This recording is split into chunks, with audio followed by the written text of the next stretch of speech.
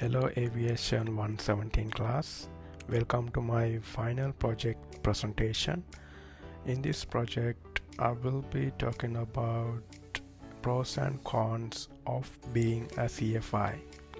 Let's buckle up and start the presentation. Before I go through pros and cons of being a CFI, I want you guys to know a significant timeline in aviation history. Let's take a step back to 1927. It was an historic year in aviation industry. This was the year that aeronautics branch, which they now go as FAA, issued the very first pilot certificate to William P. McCracken Jr. McCracken wasn't just a pilot. He was a key figure in aviation laws and policy. In the earlier days of aviation, there was no structured system for pilot certificate. This movement can be marked as the beginning of formalization of the pilot certificate. Today, every pilot students have to go through a strict training and safety requirements before they can fly. In 1934, the aeronautics branch changed their name to the Bureau of Air. As I mentioned before, they eventually changed their name to Federal Aviation Administration, which is FAA.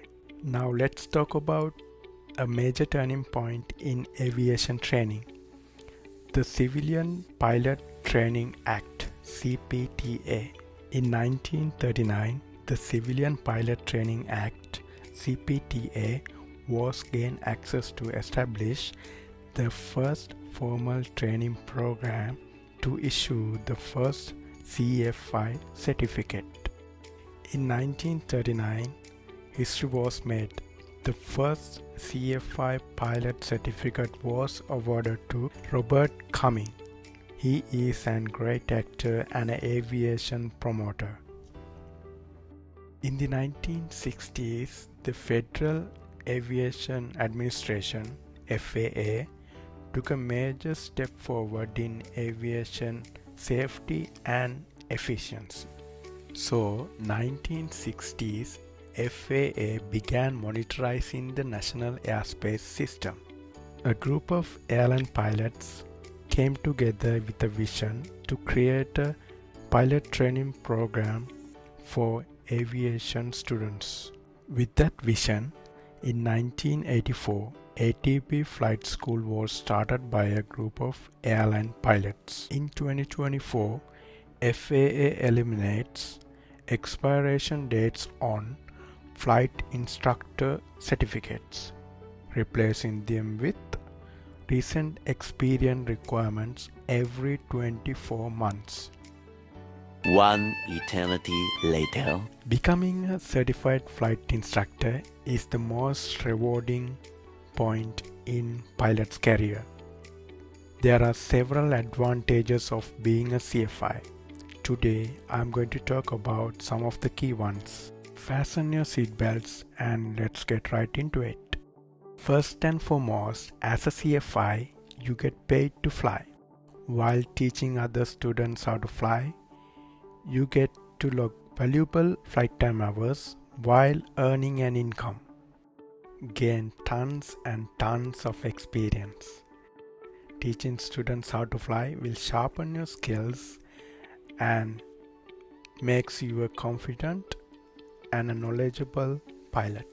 Next benefit is ability to impart knowledge to students. As a CFI, you are not just flying. You are also mentoring, shaping, and teaching the next generation of pilots.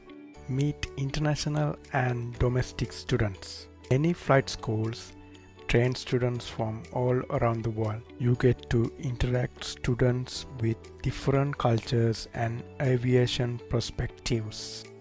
There is high demand for CFIs. With the growing need for pilots, schools are always looking for CFIs. And finally, being a CFI provides a clear path to become a Commercial airline pilot. Most of the airline pilots start as instructors.